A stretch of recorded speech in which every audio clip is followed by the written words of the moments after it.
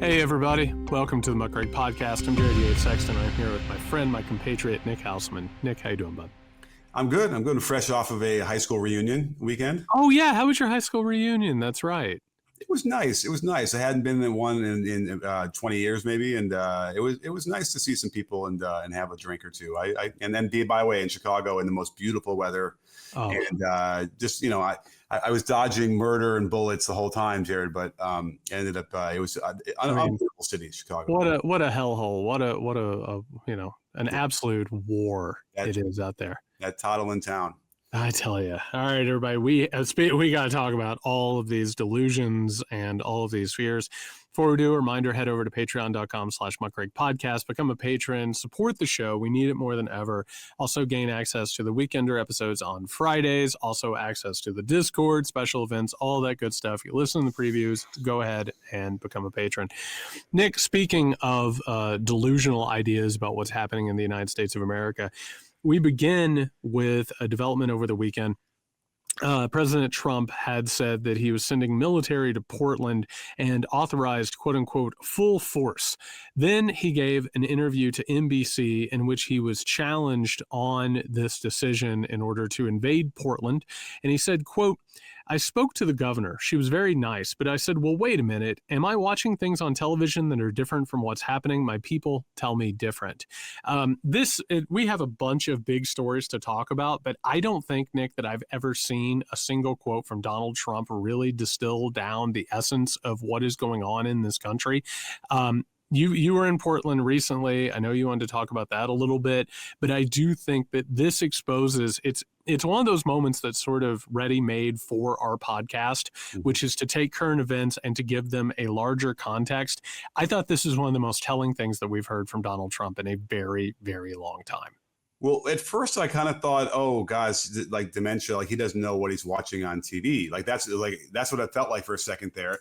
And then I started to wonder, there was a meme back in the first, early on in the first administration, someone had written a little blurb about how he sits and watches Fox News for 6 or 7 hours a day. And then he wants to see the ape show. And they're like, I don't know what you're talking about. The one with the apes, and so they created this notion that he wants to watch gorillas running around in whatever. And it was totally a lie, but it made so much sense. It's like, yeah, of course that's what he wants. He wants the apes that are fighting. He wants to watch it. So, and then I'm starting to think, well, what if they're kind of doing something similar there, where in order to prop him up and get him angry about stuff, they're showing him footage that isn't what's really going on in Portland. Maybe it's old footage from like BLM protests or something like that, or something during COVID.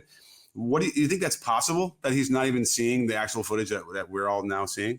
Well, I want to talk a little bit about that, and I also want to get into the historical context. But I think the more important thing is kind of what you just asked, which is, Nick, there's this old, I almost said proverb. It's not a proverb. It's just sort of like an old sort of political understanding, which is that if you have a king or you have like a quote unquote strong leader, that when you go to them, instead of like trying to really go against them, you try and massage their opinions. You kind of give them a couple of options on things, and then you lead them very quietly to the option you want. And I think one of the things that's happening here, and it speaks to something you and I have been talking about a lot, which is Donald Trump is an absolute buffoon. He is falling apart. He's not intellectually curious. He's not actually informed, but he is surrounded by very serious people who have a lot of designs on what's going on and where they want to take this country. And what you just said, I think, is important, which is you have a president who actually doesn't know what's going on in this country. He is living in a fantasy of what he believes is happening in the country. And that, I think, is reflective of a larger problem that I wanted to get into today. This is happening because the United States of America has reached a point in which everyone can live in their own individual fantasy. And basically, the entire economy is built around that. And this starts back during market segmentation, right? Like, so for instance, you're an NBA guy. They have an NBA channel. You can just go watch the NBA. Literally, it doesn't matter if they're not even playing games right now. You can watch you can go on YouTube, and watch B-ball breakdown. You can go watch any number of things if it's your jam. As that market segmentation happened, whether it's cable news, cable television, Now it's turned into social media. Everyone can live in whatever reality they want. And it's sort of a mad dash over who can like get the most control and power in order to like, basically make their reality real. This, I think, is wild. It is maybe the first president, probably since at least Ronald Reagan. There were some ones before them. This is a president who is lost in his own violent fantasies. Mm-hmm. And that now has led to the potential federal takeover of Portland, a takeover of Washington, D.C., a takeover of Chicago, Illinois. And you can speak to both of those. You said you were in Chicago. You've been in Portland recently. You live in Los Angeles. That supposedly is all on fire and it required all of this. And the truth is that the reality on the ground and the objective reality, it completely splits and contrasts what reality these people are living in.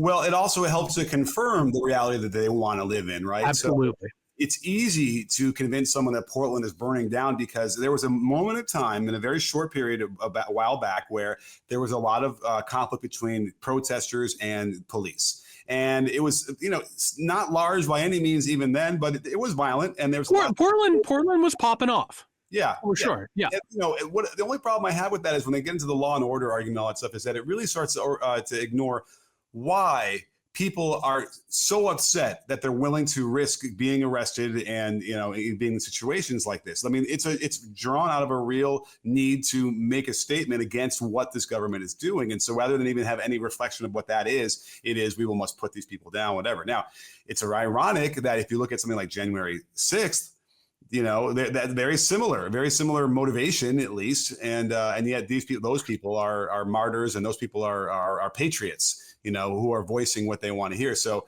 anything you can hear, Portland, liberal, well, then, that everything must be terrible there. And there was a time downtown when, it was crime ridden and it was an issue with homelessness.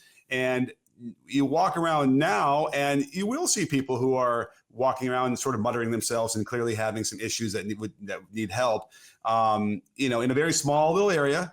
And the rest of the city is just the most beautiful place you're going to be ever, with the most nicest people and the businesses that are running and everything like that. So it's like, if you're already hell bent on trying to, like I always talk about the right wingers who are they're just firing the trigger, just desperately looking around the place for bullets to shove in the gun while they're firing. You're just all you gotta do is throw something out there like that, and they'll grab it and they'll take hold of it and then build it into something even worse than it is now.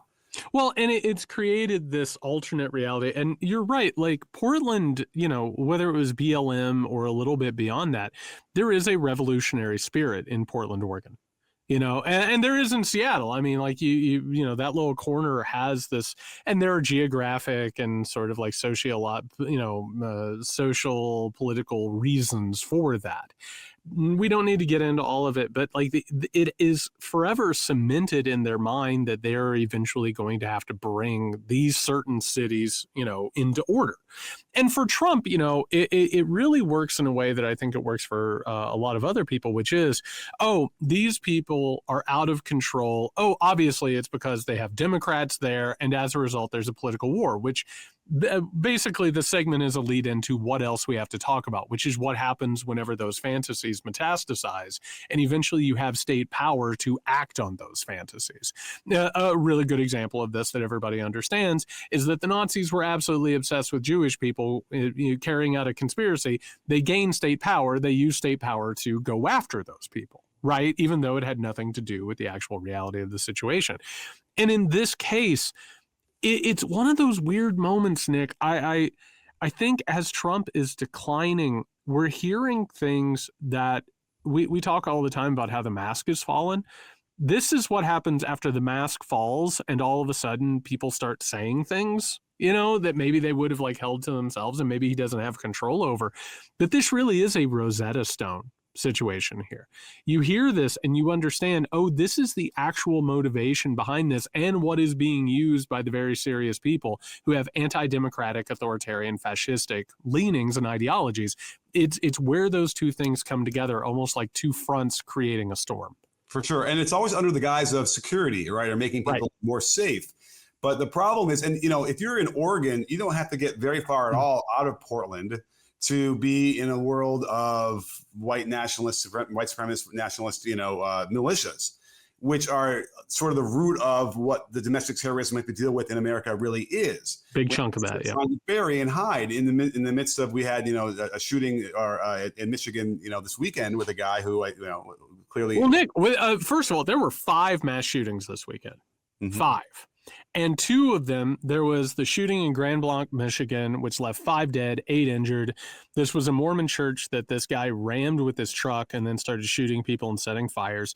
You had one in Southport, North Carolina, with 3 dead, 6 injured. This was a boat bar that got shut up. Both of those, by the way, those major shootings were carried out by veterans of the Iraq War.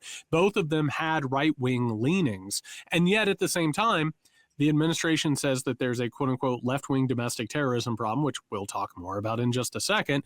And we're also hearing from the media that left-wing terrorism is on the rise, and that type of stuff just doesn't get put in sort of the context of what's going on. But yeah, I just wanted to give that information there. Absolutely. And so it actually makes us a lot less safe, because suddenly the FBI is not, focusing on those kind of groups. And then here we are. And, you can hide behind the thing about mental health crises, and which is clearly what's going on, especially when you're suffering from PTSD, having fought for our country. But then if you're going to make guns easy to get, that's part of the solution that they would need to be able to fix that. And then they would need to have much more of a robust response to veterans and able to help them avoid this. And then also undoubtedly they're triggered by the rhetoric from Trump. So if we're going to try and quote unquote get by with so many guns in this country and people who have mental health issues, well, then we can't have our leaders triggering them.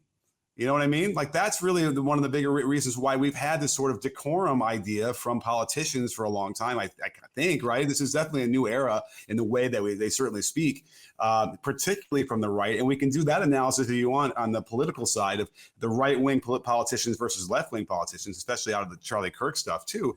And so that's what's more concerning, is that they're making it a lot more unsafe with what they're saying, what their reaction is. And they're probably doing it as part of the feature, not a bug, so that they can then finish this takeover that they've started. That's exactly right. And, it's one of those things. What you just started touching on, I think, is extremely important here, which is these events that took place, these awful tragedies. And by the way, I know I speak for you when I say this. I'm so fucking tired of this. I'm so fucking tired of, like, somebody saying, how about that shooting? And you have to ask which one. Right. Like, it's incredible. And meanwhile, all of the elements of these, it is so telling if you actually look at it with a constructive eye, what's going on. We live in a country that is absolutely terrified of the future. They don't know what's going on. They don't know what's true. They're afraid of what's coming. America is in decline. Their lives are getting worse. On top of that, we don't take care of mental health in this country. We're not proactive. We're not even reactive, honestly. We're just all losing our minds. Meanwhile, we haven't dealt with the gun problem, which makes it more likely that people who are suffering through those things are then going to use that. We also have a national mythology of the good guy with the gun taking matters into his own hands and amplifying his power. But then you add in what we just talked about. We just talked about these alternate realities that make money for a ton of people. These fears and these terrors and that triggering, activating stuff you're talking about, that is the main driver of our economy now. It's everything. And on top of that, it's also now translated into total political power. So you can't look at these events in some sort of a vacuum, which they showed the Republican Party, even though they're wrong about the Kirk assassination, why it happened and what the reasons were and all of it. They showed that they can look at an event and say, oh, there are reasons that this happened. Right.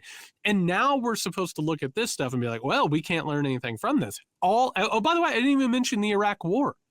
How many people did we traumatize for a war that shouldn't have happened in the first place? And I don't just mean people who had to go to war. People had to go and commit atrocities. People who had to go commit crimes against humanity or see crimes against humanity. All of those things come together, and if we're not addressing them, we're only assuring that they're going to get worse. But instead of actually addressing them, what do we get, Nick? We get an executive order, the Countering Domestic Terrorism and Organizing Political Violence order, which says that it's not organic. It's a culmination of sophisticated, organized campaigns of targeted intimidation, radicalization, threats, and violence intended to silence opposing speech, limit political activity, change or direct policy outcomes, and prevent the functioning of a democratic society. So that alternate reality then creates a quote-unquote solution, which helps make it worse and never actually starts to address the problems that we have that make us actually unsafe. Absolutely. I mean, really, really well said. And they don't even need, this doesn't need to be a Reichstag fire kind of thing where they have to produce events. They can simply dismantle the things that might help us prevent them and then produce them after they happen. And by the way, it doesn't seem possible to ignore or not acknowledge that they're doing their rhetoric on purpose. They are ratcheting this stuff, thinking, gosh, it'd be great if we get a few more of these out there and we can continue to clamp down then, right? Which is, again, it feels as if there's a lot less of a focus on keeping people safe. They don't really care about the people of the United States. If some people die, they die, right? And it kind of lends credence to like what happened in Butler, Pennsylvania. It was like, whatever happened on that one, that was very strange. People really did die in that exchange of gunfire. And if you look at how they've behaved since and even before that anyway, they don't care. They don't care about human lives and what happens if it benefits them politically. So here we are. It really is frightening. And there's no question that we're completely unsafe the way the FBI has been managing all of these things. And there doesn't seem to be any end in sight because nobody seems to want to acknowledge that what the right is saying about all these things is really problematic. And what this declaration that they have, as nebulous as it is, opens up all manner of NGO or any kind of good intentioned community service can now be deemed a terrorist group. Literally anything. And again, we've talked about what the word terrorist does. I want to give an example, by the way, and this goes to, how this whole thing has worked. Nick, I spend way too much time listening to Alex Jones because speaking of Trump saying, like, am I seeing something that's not true on TV and people are telling me things? Alex Jones is another one of those whose mask has fallen off and he just says things that are very revealing. They give you context. And, one of the things that's happened with it, I've watched him, give his audience basically the framing of their nightmares, right? Immigrants are going to come take their houses. They're going to, assault their wives. They're going to take everything that they have. Eventually, the New World Order is going to take over. They're going to kill everyone and they're, just going to create hell on earth. He gives people those fears. And we've seen multiple people who have carried out violence, who have carried out attacks, all of that, who, they've listened to Alex Jones, shocker of shockers. And what he says in every situation is this preventative measure. And so as he's talking about this, Nick, he's also saying, well, I think the New World Order and the deep state are going to carry out domestic terrorist attacks. They're going to go out and shoot black people. They're going to kill immigrants, all this stuff. And what is he doing, Nick? He's creating the context where people who take him seriously would go out and carry out acts of domestic terrorism and then laying the foundation so that he can say, oh, this is a false flag. Mm-hmm. Oh, it wasn't actually the people who listen to me. It's not actually the people who trust me. It's not the people who take all this seriously. It's actually just another false flag, which gives him the out for when one of those things happens. He can simply say, oh, it was a deep state plot. And what is that? What that is telling people what they want to hear. At any given point, and by the way, if like actually there would have been, like let's say, for instance, from the Charlie Kirk thing, right? Let's say that there was actual trustworthy evidence that someone on the left had done this for ideological reasons. You and I would have come on the air and we would have talked about that, correct? Correct. We would have been like, okay, what's going on here? What can we glean from that? And by the way, would we have had a conversation about violence, the right or wrong of violence? We would have talked about that, right? Yeah, condemned it, everything, a whole thing. Exactly. So if that is what a person does, if they're like awake or they're actually sort of thinking about things, on the other side of it, and again, this is what drives the economy, and this is why things are so bad right now. So much of the economy is based on enabling. It's based on telling people what you think is exactly right. And that, by the way, is one of the reasons why AI works the way it does, why the psychosis of it takes place. Oh, you're absolutely right. You don't need to think about this, which is the driving impulse of MAGA. It is the idea that you don't ever need to think about things. You don't ever need to consider how you feel or how you act or what you do. Everyone out there is awful and they're trying to get after you. You need to like buckle down and triple down and quadruple down. And so what is happening is that we're all being cooked. And the things that we need to actually look in the mirror and ask ourselves about, those things, it's not allowed to do that. There's an entire economy that is driven around telling you never, ever ask a second question and never engage in actual reflection. And that only increases radicalization over time. Really, really well said. And the idea here is like, are you being duped or are you willingly accepting? Those two things go together. Right. Every time. So it's like, and at some point, the line completely gets blurred, and it almost doesn't even matter anymore, right? It doesn't. You just simply want what you need that you believe to continue to be verified. Now, looking at this presidential brief or proclamation they made about domestic terrorism, they list, these consequential events that have happened that have led them to crack down on these groups. And if you look at the list, it's things like Justice Kavanaugh being threatened, when he was being confirmed, riots in LA and Portland, ICE officers who are being, targeted or doxxed, and then what we had with in the Dallas. But like, if you do a list, and you don't have to do, set too many criteria about this, about what the most important and consequential domestic terrorism acts we've had in the last 10 years are, those aren't them. Those aren't them.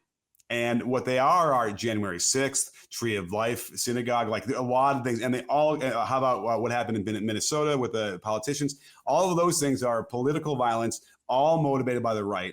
And they are completely whitewashed that stuff to the nth degree. And we also know that the FBI is not even focusing on these groups like they used to be. I used to think I had in the back of my mind, like, gosh, it's really a dangerous place out there, but they'll break it up. They're gonna track some people down. They'll get the gun before the guy gets it. He's got some mental health issues, whatever. You kind of hope that there's a little bit of a safety net there. But I think it's pretty clear by now that like the FBI does not prioritize that at all. And that's another reason why, this country is completely unsafe now.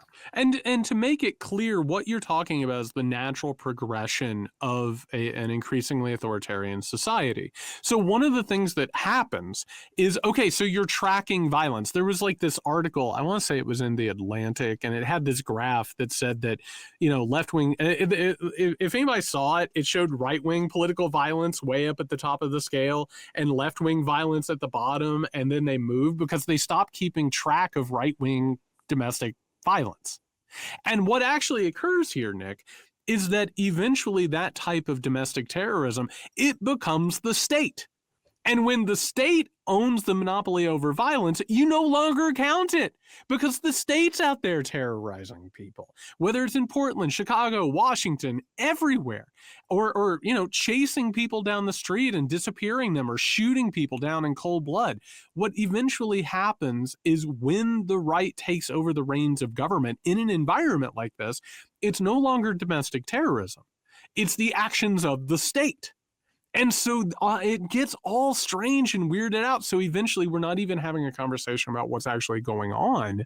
We're actually chasing phantoms is what happens. Well, getting back to like whether people are willing to accept this or just being duped, that graph that you're talking about, if anybody hasn't seen it and you can picture this, you'd see the rectangles that measure the right-wing terrorist acts are, very tall. And on the very top of that, for each year, there is a little orange rectangle that's much, much smaller across every year. Now, the orange rectangle year over year gets a little bit bigger. So there's evidence that there is an increase of left-wing activity, but it is dwarfed by the white rectangles, which are the right-wing stuff. But if you look at it and you don't know how to read graphs properly, and you think that you'd almost think that the left-wing stuff is way higher than the right-wing because they place it on top of each of those rectangles, if you can picture that. It's not a great way to do it. We've seen Fox News F this up all over the place all the time, where they will, and probably on purpose, right, to sort of to fool people. But another example of that, where that's an easy one, people are just going to shrug and be like, oh my God, I couldn't realize that the left wing is doing way more of these than the right, when it's simply just because of the way they decided to organize that graph. Yeah, no, and by the way, part of that, it's graphs are graphs, and the readings of those are what they are. But it's also like a lack of reading comprehension. Right. a lack of critical thinking. But what you also brought up, and you've said it a couple times now, and I think it's important. You know what happened during the Cold War, and people have seen movies like The Manchurian Candidate, right? There was a real fear post World War II that communists were brainwashing people, that they were capturing them, that they were feeding them so much propaganda and breaking them down and then getting them to believe crazy things. You know, you have no idea how much money the U.S. government spent trying to study this and also trying to then learn how to brainwash people, right? Through projects like MKUltra. You know what we found out, Nick? We found out that people aren't going to believe what they don't want to believe. People are going to believe the things that they want to believe. And so having this cottage industry, it's not only a lack of reading comprehension, it's the fact that like the people who believe this want to believe that the left is dangerous. They want to believe that major cities are hellholes that are, you know, basically ongoing firefights. They want to believe that because they need those places to be crushed for their own political projects and for their own reality to move forward. And all of this, you know, Nick, it's, people talk about like dictators hypnotizing their populations. No, they just tell the populations what they want to hear. And then they give them like a sense of enabling power and membership and all of that.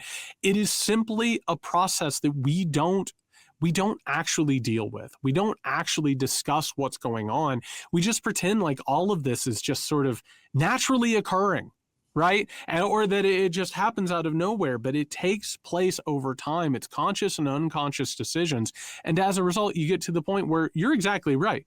This executive order and everything the Trump administration has done post Charlie Kirk is more or less just finding reasons to do what they want to do, which is to crush political oppositions at all costs. And that's what's going on. Right. And so just to comment about the politicians and where we've gone from, I mean, I think we all remember what happened when John McCain was having a town hall, and this woman who was from the deep fabric of the frontier of the United States, tried to call Barack Obama an Arab.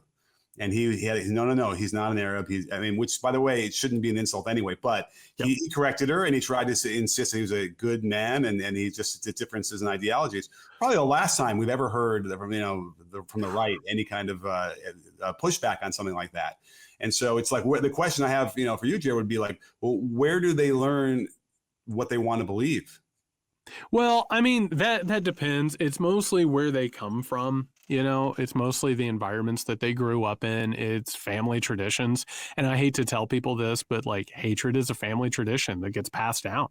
And basically people get taught to hate and fear. And then the communities are like that. And in some cases, Nick, I was studying, what was this? This would have been 7-8 years ago. I was studying like right-wing extremism. Like I'm talking about white nationalists. I'm talking about neo-Nazis, all of that. You know what a lot of them actually joined for? They joined for camaraderie. Yeah. They basically, and by the way, like, I think it's more understandable for people when it happens in like a prison. You've heard these stories where someone goes to prison, they're really frightened, and so they join like the Aryan Brotherhood, right? In order to feel like a mode of protection in prison. But it's the same thing with like gangs. It's not that people go in and they're like, I want to do these things. They don't feel like that they have anybody around them. They don't feel like they have any sort of agency. And then they're like sort of offered some type of power. So these interactions that we have with our family, with our communities, with our environments, with the people around us, also in terms of how we handle the fear and we handle the pressure, sometimes it's easier for people to go this route. And that's, and again, Fox News, the Daily Caller, which we have to talk about at some point. It doesn't matter what it is, these right-wing publications and these right-wing platforms and these right-wing personalities and influencers, all they're doing is tapping into these inherent sort of things. It's not that people were born with them. It's that these things were woven into them starting from, their earliest days. But that's the entire human existence is what we're trying to find. Yeah. We're trying to find that camaraderie, and everybody in those groups knows how to manipulate people, right? Yeah. And we're not even going to limit this to just gangs or to white nationalists. You're talking about madrasas, you're talking about churches, you're talking about synagogues. Everybody, politicians, they're all doing this to manipulate people to somehow do what they're bidding. Well, Nick, I mean, you've read books and watched movies about cults, correct? I have. Okay, have you ever watched or read something about a cult in which they talk to the people involved and a single person didn't tell a story about like how they ran away from home at an early age, or they came from a situation where they weren't taken care of? Have you ever heard anybody talk about that in a way that didn't mention something like that? I mean, yeah, I would say, yeah, the vast majority are some version of that. Yeah. Or a lot of times they'll even use, the promise of, sexual stuff, that seems to be a big one as well, where that seems to be a thing where. And that all goes together. It's just this idea of bringing people in. So as a result, it manipulates the desire to be part of something. Right. And by the way, sometimes it is good, right? There are groups that, you can join and that we will help society, right? But sure, it's a fine line. And oftentimes, we've seen those cults where it starts that way and then it turns, sinister pretty quickly. So this is the world's a tough place to live, Jared, and you have to navigate this stuff. And that's why we need better leaders. We need better leaders. And speaking of needing better leaders, this is coming out on Tuesday. We're recording this on Monday. I don't know if the government's going to be functioning. I don't have a clue. I really, truly don't. A government shutdown is looming. The deadline is on Tuesday. There was a plan to meet with the Democrats because, shocker of shockers, Nick, the Republicans own all the branches of government, but they can't get it together in order to make this happen. Trump reportedly is asking to ban all trans health care as a concession from the Democrats. Senate Majority Leader John Thune has said that all of this totally depends on Democrats. This seems like it's at loggerheads. If I had to say what I thought would happen, I have to imagine a continuing resolution.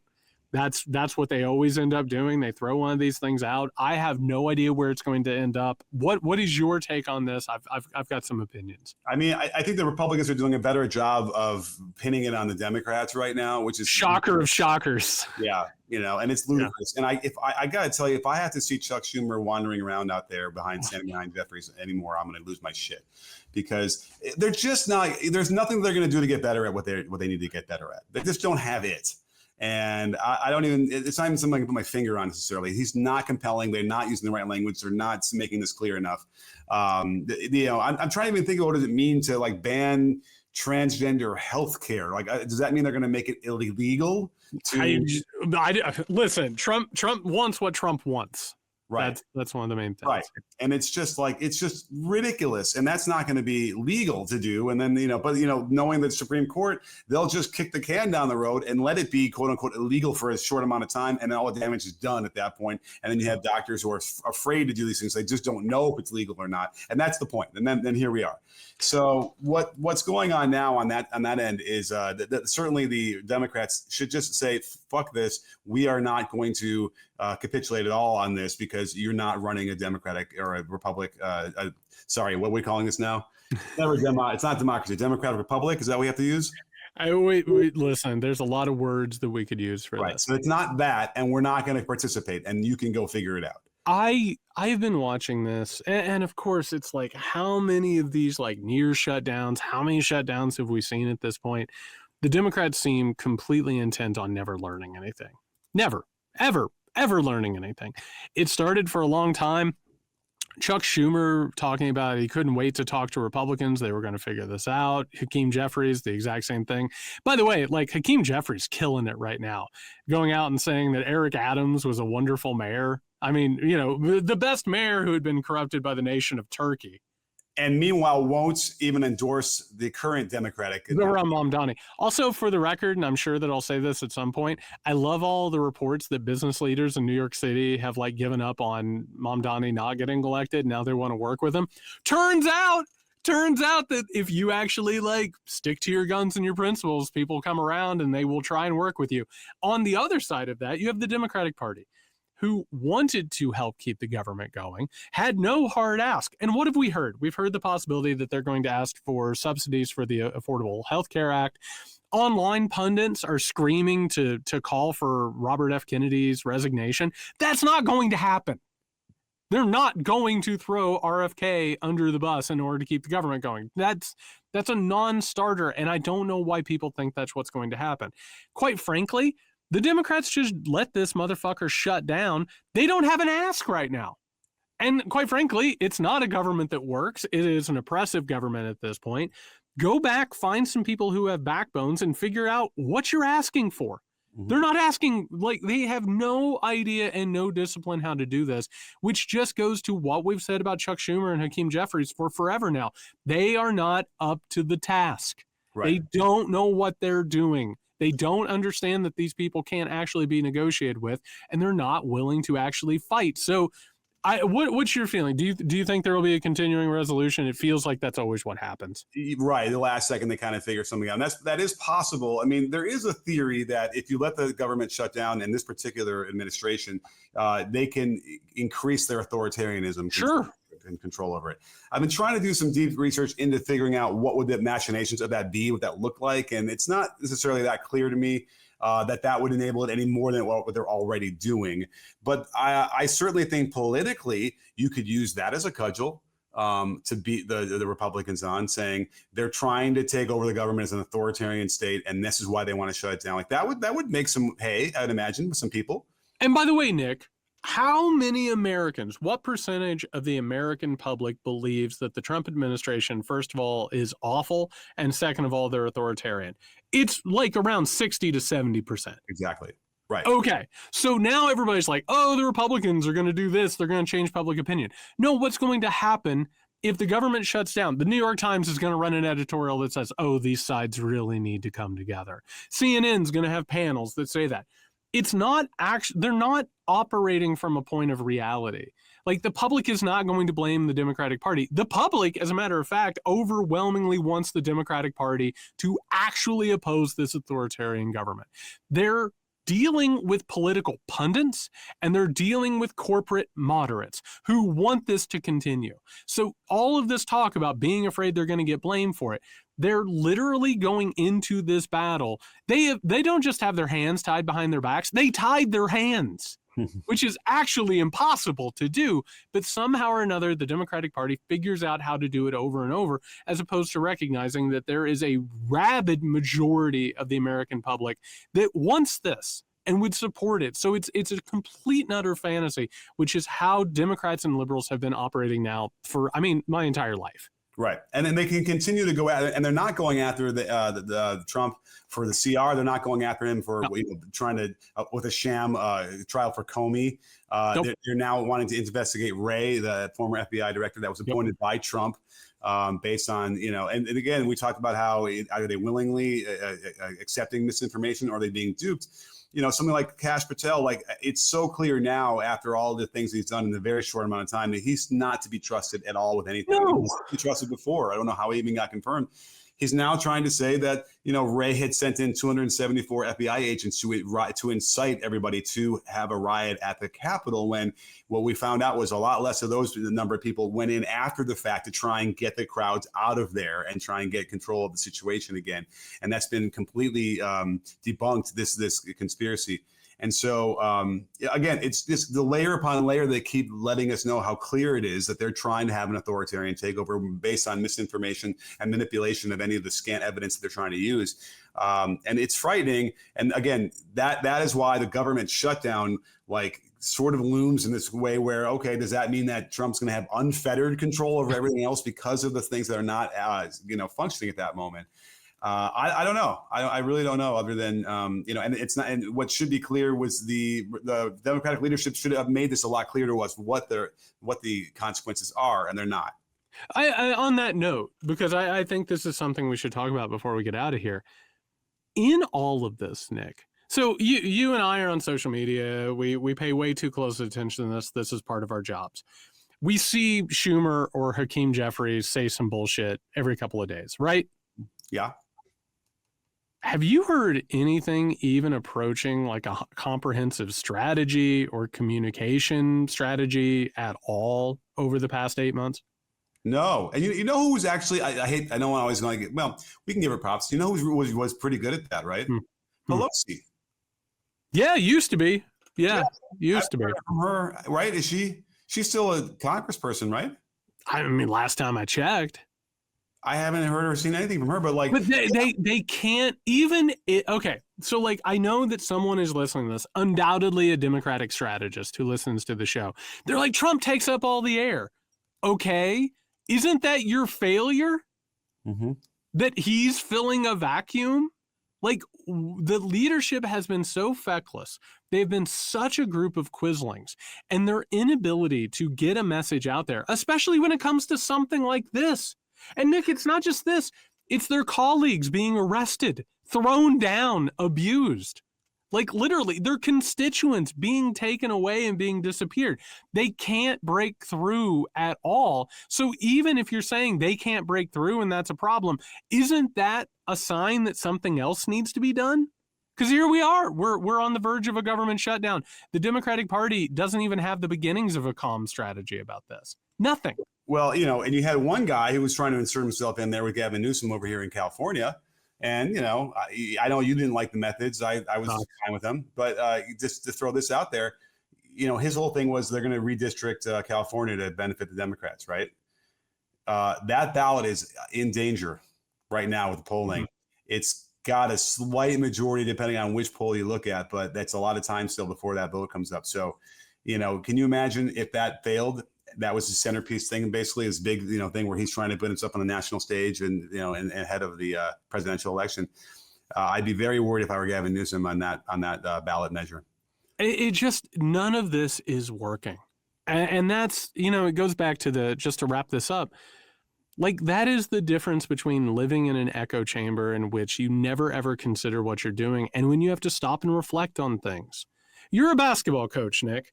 If you go in, and I cannot tell you, I'm a fan of the Indiana Hoosiers, so I speak from experience. I cannot tell you how many games I've seen a strategy be replayed and replayed and replayed, and it just keeps failing. And guess what happens when they go in at halftime and they're getting their asses handed to them? They come out and do the exact same thing, and they don't change anything. That isn't a way to do anything. And it doesn't matter how many people scream, oh, don't criticize the Democrats. You're going to hurt them. You're going to help Trump. You have to question this stuff. You can't live in this cultish environment and just keep making yourself feel better. At some point or another, you have to say, this shit isn't working. And you have to figure something else out. Oh, well, we need some sort of much more public confrontation in Trump's face. We need, if he's out there talking to everybody before he gets on the helicopter, one of the senators wander out there, get in that scrum, and then ask him a question. Something. We need something dramatic and confrontational in their face they actually have to respond to. That's we don't have enough of that. Even if it's like the local politicians are not doing a bad job of this in terms of trying to get in the way of ICE. And, we saw Kate Agubasela in Chicago or in Illinois do that, and she got thrown to the ground, whatever. But it made a good statement, and it was able to allow us to get, more eyes on what's going on. And by the way, if you're not paying attention to what ICE is doing right now, it gets worse by the day. And then, the reflection of like Americans and how we feel about ourselves, and the reflection that you're talking about was exemplified perfectly in the Ryder Cup. And we're talking about sports, where you have, a golf of all things, which is supposed to be a gentleman's sport, if I'm not mistaken. I've never played it, but you had the most ugly version of ugly Americans you can ever imagine, calling these European golfers some of the worst imaginable slurs, and getting kicked out and just being unruly in the name of the USA, right? Like that was what they thought they were protecting or celebrating. And that's, clearly a direct result of like, the way Trump is leading this country. Well, and by the way, I'm a golfer. I've taken shit for this. I'm a golfer. I watched as much of the Ryder Cup as humanly possible this weekend. I was ashamed. I was absolutely ashamed. And what was it? It was bro-ish American, like xenophobia and hatred. And by the way, the Ryder Cup is confrontational. You go after the opposing players, but this took a different tone. And the reason I'm bringing this up is this. Nick, we've been to concerts, we've been to movies, we've been to public spaces. Sometimes you'll be around someone and someone's an asshole. Yeah. And they're harassing people and they're being shitty, right? And like at first you're like, oh, this sucks. I wish that person would shut up. And then after a while, you're just like, oh God, this is too much. At some point or another, everyone around is thinking somebody ought to do something about this. Yeah. And guess what, Nick? We're that somebody. We have to fucking do something about this. We have to tell people to shut up. We have to tell people to stop being assholes. We have to get in the bully's face and say enough is a fucking enough. And what we're seeing here, I cover these things and I talk about them and people want to interview me and ask about this government shutdown. I'm fucking embarrassed. Like, I really am. Like, the idea the Democrats are like, oh no, maybe we shouldn't. Like, it's such a small stakes thing that actually is pretty big that they could do something about it, and they can't even be bothered to show up for it. But what's the equivalent of going to the usher and say, hey, you got to kick this guy out or whatever? There is no usher. The usher has an armband on now. Right. Okay. That's the issue. That's the issue at this Meanwhile, point. like with the Ryder Cup, the golfers themselves had to be like, I gotta throw this guy out. He called me the F slur or whatever, get him out of there. Like, you gotta go. That. But by the way, then we saw, and by the way, the U.S. got waxed, right? They got. I mean, they got waxed the first 2 days. The U.S. came back on the third day. But yeah, no, and it motivated them. That's another thing. If you want to talk about metaphors, like getting treated like that actually motivated them to fight. Yeah. Yeah. And that's what we got to deal with. You either let this stuff destroy you and you're like, okay, please don't be mean to me, which is what the Democrats are doing, or you say, fuck you, I'm done with this. Right. And by the way, it symbolizes perfectly with McIlroy as he finished the successful putt, walking down the green, just pointing the crowd, saying "fuck you," and "fuck you," like just each different section of the crowd. That's what gamers do. Yeah. You just got to walk it after you do it. So. Yeah, I agree. And that's that confrontation. We need confrontation of Trump. Now, I would be worried. Remember when Dick Cheney was walking around Hurricane Katrina? You know what I'm trying to say? Yep. And you had some guy who should be memorialized with a plaque and a statue who said, fuck you, Cheney. Something like that, right? Pretty much what he said. Man, do we need something. But here's the thing. If I did that, and I would be really tempted if Trump was somehow walking by and I was somewhere nearby. But I would probably get arrested for some sort of domestic terrorism threat. Well, I mean, why in the world, how in the world at this point is Chuck Schumer and Hakeem Jeffries still saying they're looking forward to working with Republicans? Yeah, I don't know. Like, besides putting your finger in Trump's chest and telling him off, which is what needs to happen, instead you're like, oh, we're looking forward to this meeting. I hope it's productive. Shut up. Shut up. How many people need to die? How many people need to disappear at this point? Well, there's a script that they had for all those years, insert name here, right? And that's what they're still following, this weird script. It's like they're stuck in a glitch mode where they haven't figured out it's 2025. And, and again, it's not necessarily that clear exactly what you need to do, but we do know what ain't working. And it's that. And it's this. Yeah. This ain't working. All right, everybody. That's going to do it for this episode of the Muckrake Podcast. We will be back with the Weekender on Friday. A reminder, head over to patreon.com/Muckrake Podcast. Gain access to that episode, but also support the show. We need your support more than ever. People are actually showing up and supporting the show, and it means the world to us. Please join that. In the meantime, if you need us before then, you can find us over on Blue Sky. Nick is at Nick Hauselman. I'm at JY Sexton. Be safe.